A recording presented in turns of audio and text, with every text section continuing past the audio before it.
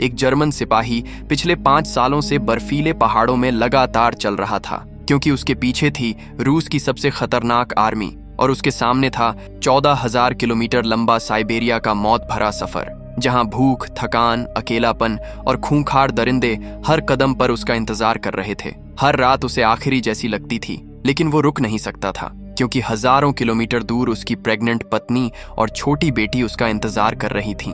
लेकिन क्या ये सोल्जर हजारों किलोमीटर के इस नामुमकिन सफर को पूरा कर पाएगा, या कुदरत उसे बीच रास्ते में ही खत्म कर देगी? तो कहानी की शुरुआत होती है जब वर्ल्ड वॉर 2 में जर्मनी सोवियत यूनियन से हार चुका था और इसके बाद लाखों जर्मन सैनिकों को कैदी बनाकर साइबेरिया की उन जेलों में भेजा जा रहा था जहां से लौट कर आना लगभग नामुमकिन था। कई दिनों के इस सफर में उन्हें खाने के लिए सिर्फ एक छोटी मछली दी जाती थी, लेकिन पानी नहीं दिया जाता था और धीरे धीरे कई लोग रास्ते में ही दम तोड़ देते हैं। जैसे ही ट्रेन रुकती है, सभी कैदियों को नीचे उतारा जाता है और प्यास से बेहाल लोग जमीन पर पड़ी बर्फ खाने लगते हैं, लेकिन बदले में उन्हें बेरहमी से पीटा जाता है और फिर बिना रुके उन्हें कड़कड़ाती ठंड में कई किलोमीटर तक पैदल चलाया जाता है। इस दौरान कुछ लोग ठंड से जमकर मर जाते हैं, तो कुछ बर्फ टूटने की वजह से बर्फीले पानी में गिरकर खत्म हो जाते हैं और जो बचते हैं वही उस जेल तक पहुंच पाते हैं। लेकिन असली डर वहां से शुरू होता है। चारों तरफ नजर घुमाओ तो हजारों किलोमीटर तक न कोई इंसान,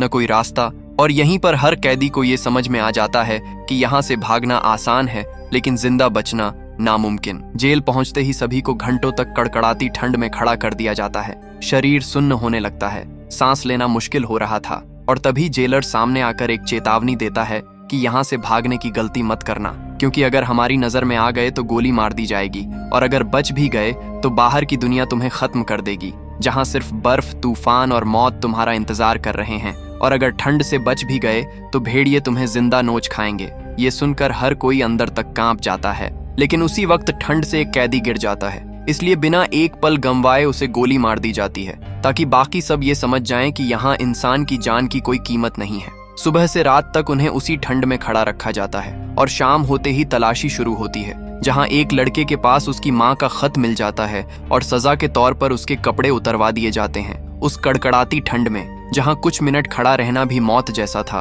और बाकी कैदी बस खामोश खड़े ये सब देखते रहते हैं। इसके बाद उन्हें कोयले की खदानों में झोंक दिया जाता है, जहां दिन और रात का फर्क मिट जाता है, बस अंधेरा, धुआं और जहरीली हवा जो धीरे धीरे उनके शरीर को अंदर से खत्म कर रही थी। हर दिन कोई न कोई हादसा होता, कोई दबकर मरता तो कोई दम घुटने से, और यहाँ हर किसी को ये एहसास हो जाता है कि शायद वो कभी यहाँ से जिंदा नहीं निकल पाएंगे। लेकिन इन्हीं कैदियों के बीच एक इंसान ऐसा भी था जो अब भी हार मानने को तैयार नहीं था, क्लेमन फॉरेल, जिसे 25 साल की सजा मिली थी, लेकिन वो ये नहीं चाहता था कि उसकी आधी जिंदगी इस अंधेरे में खत्म हो जाए। दूसरी तरफ उसकी बेटी हर दिन अपने पिता के लौटने का इंतजार कर रही थी, लेकिन एक दिन एक खत आता है जिसमें लिखा था कि क्लेमन का कोई रिकॉर्ड नहीं मिला, और ये पढ़ते ही उसकी पत्नी और बेटी दोनों टूट जाती हैं। फिर भी कहीं ना कहीं एक उम्मीद बची रहती है। उधर खदानों में हालात और खराब होते जा रहे थे।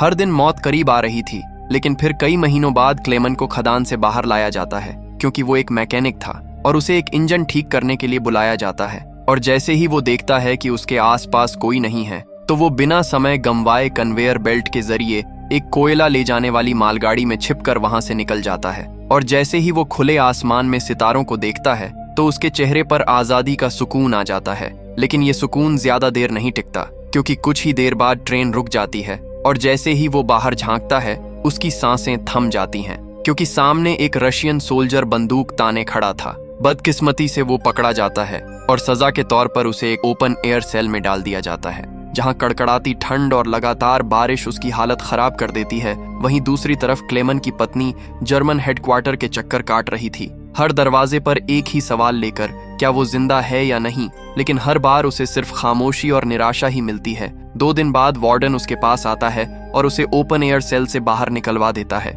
जैसे ही क्लेमन बाकी कैदियों के बीच पहुंचता है, तो वो सभी कैदी लाठियां और डंडे लेकर गुस्से में उसका इंतजार कर रहे थे, क्योंकि क्लेमन के भागने की वजह से उन्हें 2 दिन तक भूखा रखा गया था। और अगले ही पल सब उस पर टूट पड़ते हैं और उसे इतनी बेरहमी से पीटा जाता है कि वो बुरी तरह जख्मी होकर जेल के अस्पताल में पहुंच जाता है। और यहीं उसकी मुलाकात उस डॉक्टर से होती है जो खुद एक जर्मन कैदी था। क्लेमन बिना वक्त गंवाए कहता है कि मैं फिर से भागना चाहता हूँ, और इस बार मुझे आपकी मदद चाहिए। डॉक्टर उसकी हालत देखकर हैरान रह जाता है, क्योंकि इतना सब झेलने के बाद भी वो हार मानने को तैयार नहीं था। वो उसे समझाता है कि यहाँ से जिंदा निकलना लगभग नामुमकिन है, और अगर किसी तरह निकल भी गया तो बाहर की ठंड उसे खत्म कर देगी। लेकिन सच ये भी है कि अगर तुम यहाँ रहे तब भी कोयले की खदानों की जहरीली हवा तुम्हें धीरे धीरे खत्म कर देगी। और इसी वजह से डॉक्टर क्लेमन की मदद करने के लिए तैयार हो जाता है। उसी समय वार्डन क्लेमन को जबरदस्ती खदानों में भेजने के लिए अस्पताल में आ जाता है, लेकिन नर्स बीच में आ जाती है और उसे ऊपर के अधिकारियों की धमकी देकर रोक देती है, जिससे वार्डन को पीछे हटना पड़ता है। और डॉक्टर समझ जाता है कि अगर आज क्लेमन नहीं भागा तो फिर कभी नहीं भाग पाएगा, इसलिए वो उसे रात में चुपचाप अपने पास आने को कहता है। रात होते ही क्लेमन उसके पास पहुंचता है। डॉक्टर उसे समझाता है कि सुबह होते ही तुम्हें वापस खदानों में भेज दिया जाएगा और वहां से तुम कभी जिंदा वापस नहीं लौटोगे, इसीलिए ये तुम्हारा भागने का आखिरी मौका है। तभी अचानक दरवाजा खुलता है और वार्डन अंदर आ जाता है। दोनों के दिल की धड़कन तेज हो जाती है। डॉक्टर बिना एक सेकंड गंवाए क्लेमन को अलमारी में छुपा देता है। वार्डन की नजर कमरे में रखे चाकू पर जाती है। वो सवाल करता है, लेकिन डॉक्टर झूठ बोल देता है कि वो इसका इस्तेमाल इलाज के लिए करता है, और क्योंकि वार्डन नशे में होता है तो वो ज्यादा ध्यान नहीं देता और वहां से चला जाता है। जैसे ही खतरा टलता है, डॉक्टर जल्दी जल्दी अपने पास छुपाए हुए गर्म कपड़े, जूते और जरूरी सामान निकालता है और क्लेमन को देता है। फिर धीमी आवाज में कहता है, मैंने रेलवे लाइन के पास कुछ खाना और 2 किलो गांजा छुपा कर रखा है, लेकिन उसे खुद मत फूंक लेना। रास्ते में जरूरत पड़े तो उसके बदले खाना ले लेना। इसके साथ ही वो उसे एक बंदूक भी देता है ताकि वो अपनी हिफाजत कर सके। जब क्लेमन उससे पूछता है कि ये सब कहाँ से आया, तो डॉक्टर एक पल के लिए चुप हो जाता है और फिर कहता है, ये सब मैंने अपने लिए इकट्ठा किया था, क्योंकि मैं भी भागना चाहता था, लेकिन कुछ ही दिन पहले मुझे पता चला कि मुझे कैंसर है और मेरे पास जीने के लिए सिर्फ 1 ही महीना बचा है। उसकी ये बात सुनकर कमरे में सन्नाटा छा जाता है। फिर वो क्लेमन को एक लंच बॉक्स देता है और कहता है, अगर तुम जिंदा बच गए तो इसे मेरी पत्नी तक पहुंचा देना और कहना कि मैं अब इस दुनिया में नहीं रहा। ये उसकी पत्नी की आखिरी निशानी थी जो वो क्लेमन के हाथों सौंप रहा था। बाहर निकलने से पहले डॉक्टर देखता है कि वार्डन नीचे नर्स के साथ खड़ा है और रास्ता बंद है, इसलिए रास्ता साफ करने के लिए वो खुद नीचे आकर नर्स को अंदर बुलाता है और जबरदस्ती करने पर नर्स भी वार्डन को थप्पड़ मारकर वहां से निकल जाती है। और उसी बीच क्लेमन धीरे धीरे बाहर निकल आता है। बाहर बर्फीली हवाएं उसके चेहरे पर चुभ रही थीं, लेकिन इस बार वो रुका नहीं, क्योंकि उसे पता था कि अगर आज रुक गया तो सब खत्म हो जाएगा। वो डॉक्टर का दिया हुआ सामान उठाता है और अंधेरे में आगे बढ़ जाता है, उस रास्ते पर जहां हर कदम पर मौत उसका इंतजार कर रही थी। लेकिन इस बार उसने मालगाड़ी की बजाय पैदल चलने का फैसला किया। वो पूरी रात बिना रुके चलता रहा, क्योंकि उसे हर पल ये डर सता रहा था कि अगर रशियन सोल्जर ने उसे पकड़ लिया तो इस बार उसे जिंदा नहीं छोड़ा जाएगा। हर कदम के साथ उसका डर भी बढ़ रहा था, लेकिन रुकना अब उसके लिए मौत के बराबर था। सुबह होते ही जब वार्डन को पता चला कि क्लेमन फिर से फरार हो चुका है, तो वो गुस्से से पागल हो उठा और सीधा डॉक्टर के कमरे में पहुंचा। लेकिन डॉक्टर पहले ही अपनी जान दे चुका था। ये देखकर वार्डन और भी ज्यादा भड़क गया और उसने बाकी कैदियों का खाना बंद करा दिया। और जब एक सिपाही ने हिम्मत करके कहा कि ये तुम्हारी सुरक्षा की गलती है, हमारी नहीं, तो अगले ही पल वार्डन ने उसे गोली मार दी। इसके बाद उसने सिपाहियों की पूरी टीम क्लेमन के पीछे लगा दी और कहा कि उसे जिंदा पकड़कर वापस लाना है। लेकिन कई दिनों तक तलाश करने के बाद भी उन्हें उसका कोई निशान नहीं मिला, क्योंकि लगातार हो रही बर्फबारी उसके पैरों के निशान मिटा रही थी। धीरे धीरे सबको लगने लगा कि वो इस बर्फीली मौत में कहीं खत्म हो चुका होगा, लेकिन वार्डन मानने को तैयार नहीं था, क्योंकि वो जानता था कि क्लेमन बाकी लोगों जैसा नहीं है। वो इतनी आसानी से हार नहीं मानेगा। दूसरी तरफ क्लेमन लगातार बर्फीले तूफानों को पार करता हुआ आगे बढ़ रहा था और अब उसे एहसास हो चुका था कि वो पिछले 10 दिनों से बिना रुके चल रहा है और उसका खाना पूरी तरह खत्म हो चुका है। भूख उसके शरीर को अंदर से तोड़ रही थी, थकान उसकी चाल धीमी कर रही थी, लेकिन फिर भी वो रुक नहीं रहा था, जिससे कुछ ही दिनों बाद उसकी हालत इतनी खराब हो जाती है कि वो चलते चलते बेहोश होकर गिर पड़ता है। जब उसे होश आता है तो उसे एक अजीब सी आवाज सुनाई देती है। वो ध्यान से देखता है तो सामने एक सील थी। उस पल उसकी आंखों में फिर से उम्मीद जागती है। वो तुरंत अपनी बंदूक उठाता है और निशाना साधता है, लेकिन कमजोरी की वजह से उसका निशाना चूक गया और सील भागने लगी। अभी उसके पास खाने के लिए कुछ भी नहीं था, इसलिए वो उसके पीछे दौड़ पड़ा, लेकिन तभी बर्फ टूट गई और वो ठंडे पानी में जा गिरा। उसके पैर में चोट लग जाती है। फिर भी वो खुद को खींचता है और आगे बढ़ता है, क्योंकि वो जानता था कि अगर ये मौका गया तो शायद वो जिंदा नहीं बचेगा। और इससे पहले कि सील पानी में जाती, क्लेमन ने अपनी आखिरी गोली चलाई और खुशकिस्मती से वो सील को जा लगी। उस पल उसकी आंखों में राहत साफ दिखाई देती है। वो अपने घायल पैर पर पट्टी बांधता है और कई दिनों बाद पेट भरकर खाना खाता है और थोड़ी देर आराम करके वो आगे बढ़ जाता है। इस लंबे सफर में वो बिल्कुल अकेला था। चारों तरफ सिर्फ बर्फ ही बर्फ, और ऐसे माहौल में इंसान अपना दिमागी संतुलन खो सकता है। इसलिए वो खुद से बातें करते हुए खुद को मोटिवेट करता था और हर वक्त कंपास देखता रहता था ताकि वो इस बर्फीली रेगिस्तान में कहीं खो ना जाए। दिन गुजरते गए और लगातार 5 महीने चलने के बाद अचानक उसे दूर एक छोटा सा पेड़ दिखाई देता है और उस पल उसकी आंखों में खुशी आ जाती है, जैसे उसे कोई खजाना मिल गया हो, क्योंकि इसका मतलब था कि उसने बर्फ का ये अंतहीन मैदान पार कर लिया है और अब आगे जंगल शुरू होने वाला है। वो तेजी से आगे बढ़ता है और कुछ ही देर में सच में उसके सामने जंगल होता है। जंगल में पहुंचते ही वो लकड़ियां इकट्ठा करता है और आग जलाकर कई महीनों बाद सुकून से सोता है। लेकिन ये सुकून ज्यादा देर टिकने वाला नहीं था, क्योंकि दूसरी तरफ वार्डन अब भी उसका पीछा कर रहा था और उसने अपनी सर्च पार्टी को साफ आदेश दे दिया था कि 500 किलोमीटर के दायरे में हर जगह उसकी तलाश की जाए। उधर क्लेमन एक रात जंगल में आग जलाकर सो रहा होता है। तभी अचानक 2 रूसी शिकारी वहां आ जाते हैं। उन्हें देखकर वो घबरा जाता है और तुरंत अपनी बंदूक तान लेता है, लेकिन वे शांत रहते हैं और कहते हैं कि हमारे पास भी हथियार हैं, पर हम तुम्हें नुकसान पहुंचाने नहीं आए। हमने बस आग देखी और सोचा कि तुम्हें मदद की जरूरत हो सकती है, क्योंकि यहाँ जल्द ही बर्फीला तूफान आने वाला है। लेकिन क्लेमन किसी पर भरोसा नहीं कर सकता था, इसलिए वो उनकी मदद ठुकरा देता है। इसलिए दोनों शिकारी बिना कुछ कहे वहां से चले जाते हैं। लेकिन अगली सुबह सच में भयंकर बर्फीला तूफान आ जाता है। हवा इतनी तेज होती है कि बड़े बड़े पेड़ उखड़ने लगते हैं। क्लेमन आगे बढ़ने की कोशिश करता है, लेकिन तभी एक भारी पेड़ सीधा उसके ऊपर आ गिरता है और वो उसके नीचे दब जाता है। उस पल उसे लगता है कि शायद यहीं उसका अंत हो जाएगा, लेकिन किस्मत से शाम होते होते वही 2 शिकारी फिर वहां से गुजरते हैं और जैसे ही उनकी नजर क्लेमन पर पड़ती है, वे तुरंत उसे बाहर निकाल लेते हैं। क्लेमन अपनी असली पहचान छुपा लेता है और उन्हें एक झूठा नाम बताता है, क्योंकि भरोसा करना उसके लिए आसान नहीं था। और फिर तीनों साथ में आगे बढ़ने लगते हैं। कई दिनों के सफर के बाद वे आखिरकार उस बर्फीले मैदान से बाहर निकल आते हैं। ये शिकारी सर्दियों में शिकार करते थे और बर्फ पिघलने पर सोना ढूंढते थे, और अब क्लेमन भी उनके साथ उसी सफर का हिस्सा बन चुका था। दूसरी तरफ उसकी बेटी अब भी अपने पिता का इंतजार कर रही थी, क्योंकि उसे अब भी यकीन था कि उसके पिता अपना वादा जरूर निभाएंगे, चाहे रास्ता कितना भी मुश्किल क्यों ना हो। सफर के दौरान तीनों एक नदी तक पहुंचते हैं और लकड़ी की एक कश्ती बनाकर उसे पार करने लगते हैं। शुरुआत में सब ठीक था, लेकिन तभी ढलान पर नदी का बहाव अचानक तेज हो जाता है। पानी उफान मारने लगता है और कश्ती बेकाबू होने लगती है। इसी बीच सिमोन का संतुलन बिगड़ जाता है और वो सीधे पानी में गिर जाता है। उसे तैरना नहीं आता था और सिर पत्थर से टकराने के कारण वो डूबने लगता है। लेकिन क्लेमन बिना सोचे पानी में कूद पड़ता है। ठंडा पानी उसके शरीर को सुन्न कर देता है, लेकिन वो हार नहीं मानता और किसी तरह सिमोन को पकड़कर किनारे तक खींच लाता है। सिमोन उसका शुक्रिया अदा करता है। वही उनका तीसरा साथी, जो लालच में अंधा हो चुका था, उन दोनों को मरता हुआ छोड़कर अकेला ही अपने ठिकाने तक पहुंच गया और उसे लगा कि वो दोनों मर गए होंगे। इसलिए उसने लालच के चलते अपने दोस्त का सोना भी खुद के पास रख लिया।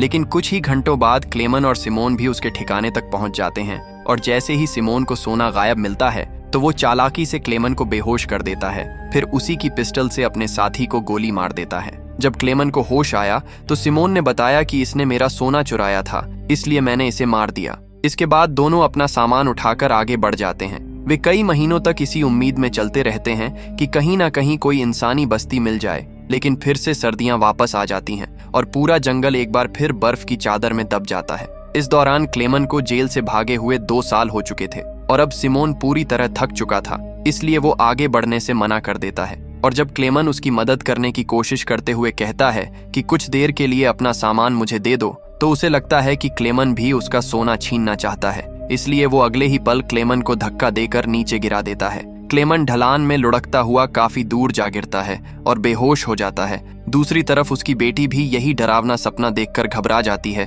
तो उसकी माँ उसे समझाती है कि उसके पिता जहाँ भी होंगे ठीक ही होंगे। कुछ देर बाद जब क्लेमन को होश आता है तो वो देखता है भेड़ियों का एक झुंड उसकी तरफ बढ़ रहा है। इसलिए अपनी जान बचाने के लिए वो एक पतले से पेड़ पर चढ़ने की कोशिश करता है, लेकिन तभी एक भेड़िया उसका पैर पकड़ लेता है। वो खुद को छुड़ाने की कोशिश करता है, लेकिन पेड़ उसका वजन नहीं सह पाता और टूट जाता है। अब उसे लगा कि उसकी मौत पक्की है, लेकिन तभी अचानक गोलियों की आवाज गूंजती है। वो आंखें खोलकर देखता है तो कुछ शिकारी उसके सामने खड़े थे, जिन्होंने वक्त पर पहुंचकर उसकी जान बचा ली थी। वे उसे अपने छोटे से गांव में ले जाते हैं, जहां गांव के लोग उसका इलाज करते हैं। कई दिनों तक उसकी देखभाल की जाती है और उसे ताज़ा गर्म दूध पिलाया जाता है, जिससे धीरे धीरे उसका कमजोर शरीर ठीक होने लगता है। लेकिन कहानी तब नया मोड़ लेती है जब जेल के वार्डन को सिमोन मिल जाता है। वही सिमोन जिसने क्लेमन को पहाड़ी से धक्का दिया था, और उसी से उन्हें पता चलता है कि क्लेमन अब भी जिंदा है। लेकिन इससे पहले कि वो उससे और कुछ जान पाता, सिमोन अपनी जान दे देता है। इसलिए वार्डन उस इलाके में घोषणा करवाता है कि एक जर्मन कैदी फरार है, और अगर किसी ने उसे अपने घर में पनाह दी तो उसे गद्दार मानकर उसके पूरे परिवार को खत्म कर दिया जाएगा। और जब ये खबर मुखिया का बेटा सुनता है तो वो उसी रात क्लेमन को बताता है कि रूसी सैनिक तुम्हारी तलाश में है। इसलिए वो ना चाहते हुए भी ये गांव छोड़ने का फैसला करता है। गांव वाले उसे 1 महीने का खाना देकर उसे विदा करते हैं, और जब वो जाने लगता है तो इरीना खुद को रोक नहीं पाती और उसकी आंखों से आंसू बहने लगते हैं, क्योंकि वो उससे प्यार करने लगी थी।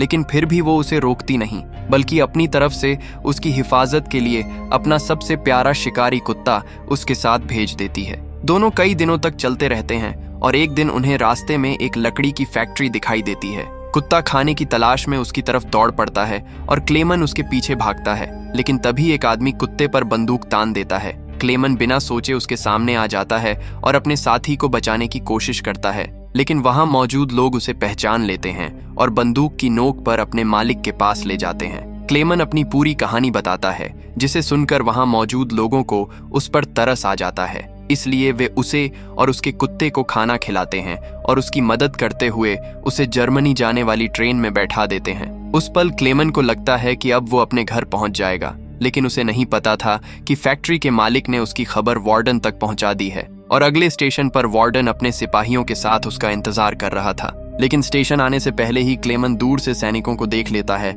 और बिना एक पल गंवाए चलती ट्रेन से कूद जाता है। लेकिन तभी रूसी सिपाही उसका पीछा करने लगते हैं। वो पूरी ताकत से पटरियां पार करने की कोशिश करता है, लेकिन तभी अचानक वार्डन उसके सामने आ जाता है। उस पल उसे लगा कि अब सब खत्म हो गया, लेकिन तभी उसका कुत्ता वार्डन पर हमला कर देता है। लेकिन पीछे से रूसी सिपाही उसके करीब आ रहे थे और मजबूरी में उसे अपने साथी को पीछे छोड़ना पड़ता है। लेकिन फिर अचानक गोली की आवाज गूंजती है। वो पीछे मुड़कर देखता है तो उसका प्यारा कुत्ता जमीन पर पड़ा था। उस पल उसका दिल टूट जाता है, लेकिन वो रुक नहीं सकता था, क्योंकि अगर वो रुका तो उसके साथी का बलिदान बेकार हो जाएगा। इसलिए वो पूरी ताकत से दौड़ता हुआ पुल पर चढ़ने लगा। नीचे से उस पर गोलियां चल रही थीं, लेकिन ठीक आखिरी पल में वो नीचे से गुजर रही ट्रेन के ऊपर कूद जाता है और एक बार फिर वार्डन के हाथों से निकल जाता है। इसके बाद दिन गुजरते गए और क्लेमन धीरे धीरे इस अंतहीन सफर में आगे बढ़ता रहा। कभी वो किसी खाली झोपड़ी में रात गुजारता तो कभी खेतों से गेहूं की बालियां तोड़कर अपनी भूख मिटाता। दूसरी तरफ उसकी बेटी अब भी उसका इंतजार कर रही थी, और एक दिन स्कूल में कविता सुनाते सुनाते वो रो पड़ती है।